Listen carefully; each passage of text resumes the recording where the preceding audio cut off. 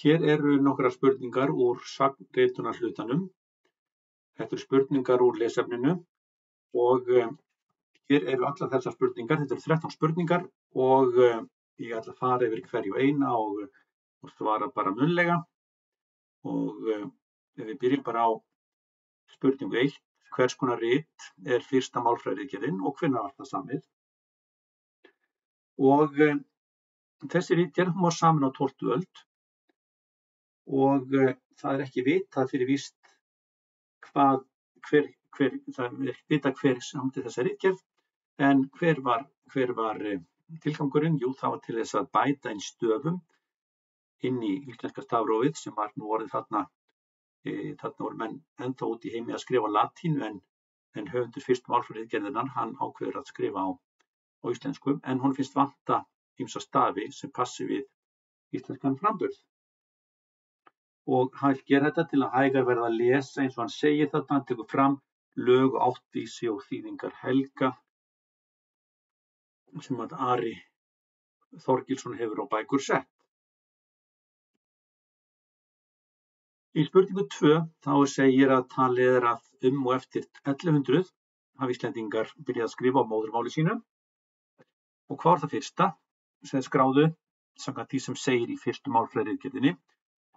Jú, aftur, það sama og ég sagði áðan, það voru ættvísi sem að kallast bara ættfræði. Það skiptir máli að vita hverjar ættir manna væru og menn skrifuðu líka niður lög og síðan þýðingar helgar, það er að segja helgar sögur tengdar kristninni. Hver skrifaði Íslendingabók?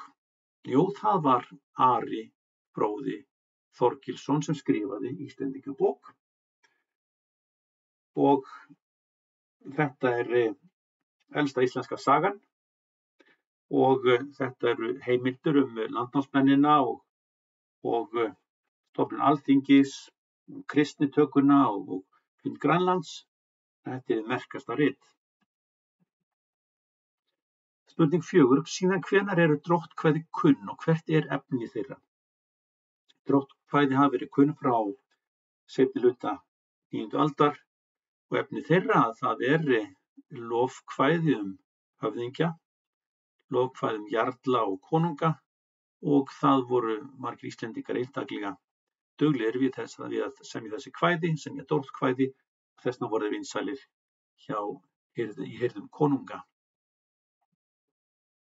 Hér er spurning sem virkar kannski svolítið skrítin, nefnir dæmi hvernig dróttkvæðin sýna tengsl listar og myndlistar. Nú, ástæðan fyrir þessu er að í dróttkvæðinum þá eru oft búnar til myndir með orðunum. Það er búnar til, sett saman orð og þessi orð mynda eina heild. Til dæmis ef að það er sagt unnar jór og unnur þýðir alda, en unnar er þá í eignarfallin unnur og jór þýðir hestur, en aftur á móti ef það er unnar jór þá er að búa til mynd af hesti sem fer yfir öldurnar og það náttúrulega gengur ekki bara hestur hlaupi yfir öldur, heldur hlýtur þá vera einhver annar fyrirbæri sem er þá skip. Þannig er svona að vera að tala hvernig, ákveðin átt myndlist og þessi dróttkvæðalist tengist saman. Spurning 6. Hver var það sem varðveitti dróttkvæði mest allra í ritum sínum? Jú, það var Snorri Sturluson og spurði líka spurningu 7. Hver lagði grundvöllinn að skilningi dróttkvæða og með hvað hætti? Og aftur er það Snorri Sturluson með bók sinni sem hann tók saman, Snorra-Edda. Þar fannst honum margir vera búin að gleyma skáldskaparmálinu og farin að gleyma merkinguna á bak við orðin og þá tók hann sig til og bjó til sögur af goðunum, norrænu guðunum til þess að reyna að viðhalda skáldamálinu. Og þetta var náttúrulega skrifað á tíma þegar kristni var orðin í landinu, þannig að þetta var svolítið erfitt að þurfa að skrifa einhver heiðin trúarbrögð. En Snorri, hann gerði þetta fimlega og í bókinni sinni að þá er sá sem segir söguna, hann vaknar upp og þá þetta alltaf bara verið draumur, þannig að Snorri er í rauninni ekki að út ekki að boða neina trú, heldur hann bara að reyna að viðhalda þessari þekkingu á gömlu trúarbrögðunum. Og spurning 8, þetta er svolítið stærri spurning, nefnir dæmi 9 bókmenntagreinar og eitt verk sem tilheyrir hverri þeirra. Þetta virkar nú sem stór spurning, en ég viss margir bara getum svara þessu. Í fyrsta lagi getur nefnt að það eru fræði sem hafa voru skrifuð eins og málfræðiritgerðina sem að tala var áðan, og landnámsbókina, fræði landnámsmennina, og Íslendingabók, Ara fróða. Og svo það eddukvæði, það er sér bókmenntagrein, og eddukvæðin eru dæmi það eru Völuspá og Hávamál sem að lesin hafa verið. Nú, þriðja bókmenntagreinin getur verið dróttkvæði, og dróttkvæðin finnum við til dæmis í lausavísum Egils og líka í þessum stóru vísum sem hann yrkir. Og svo önnur grein sem heitir konungasögur, og konungasögur er sú grein sem fjallar norræna konunga, og kannski þekktasta ritið konungasögur er rit Snorra Sturlusonar sem heitir Heimskringla.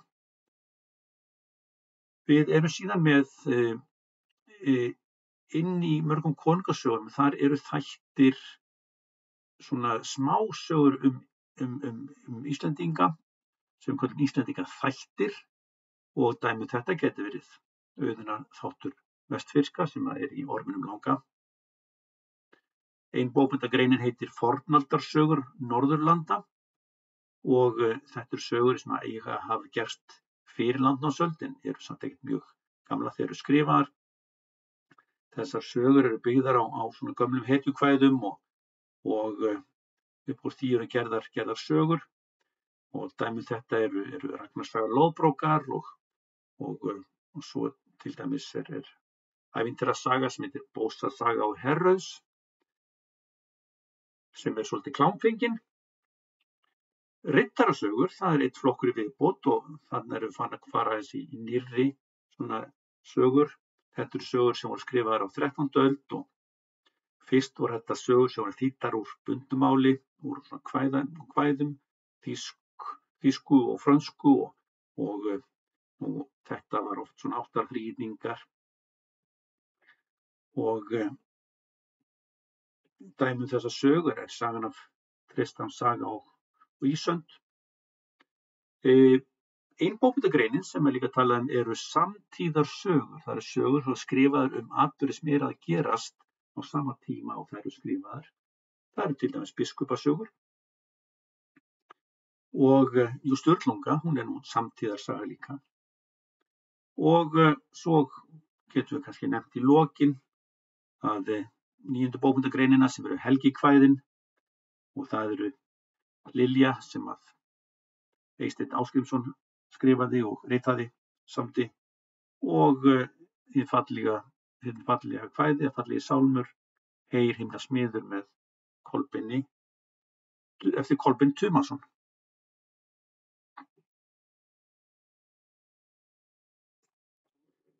En hér er spurt, hver er munurinn á Íslendingaþáttum og Íslendingasögum?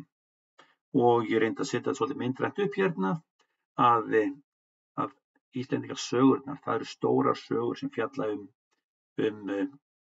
ákveðna menn eða ákveðna ættir, og til dæmis eins og Egils saga.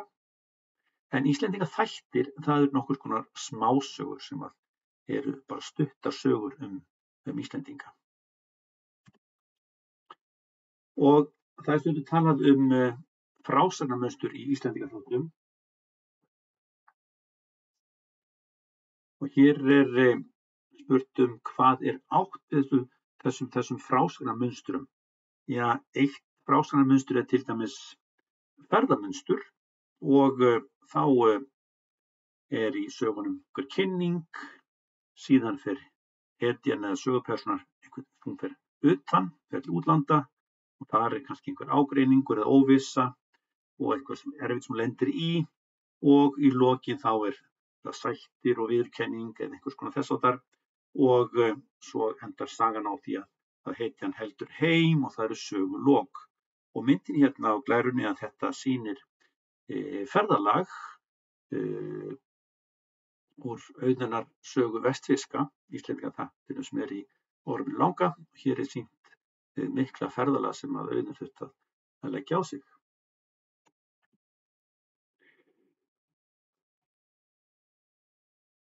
Hér komum við aftur í spurningu 11 af því hvers konar kvæði eru sólarljóð og Lilja. Og svona stuttasvarið að þetta eru helgikvæði og Lilja að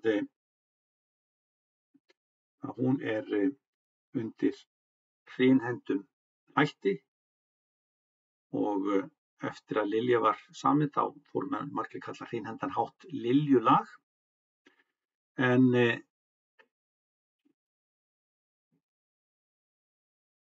sólarljóð að það undir bragarhættinum ljóðaháttur og ljóðaháttur er bragarháttur sem við getum til dæmis séð í Hávamálum. Í spurningu 12 þar spurt þessar riddarasögur. Hvenær voru það skrifaðar og hvert má rekja uppruna þeirra? Og þetta eru sögur sem voru skrifaðar á 13. öld og þær eru upprunnar úr Mið-Evrópu, þær eru upprunnar frá stöðum þar sem að riddarar og aðrar hetjur ríða héröð og þessi spurning 13 tengist riddarasögunum. Hvert aðalefni þeirra á sögusviðið? Það eru hetjur, það eru kastalar, það eru drekar og það eru ástaþrýrningar og þarna fá mikið af orðum inn í tungumálið eins og til dæmis orðið kurteisi og þessar sögur eru oft ýkjukenndar og mjög svona stundum menn að reyna að búa til mjög svona orðskrúð úr frásögninni.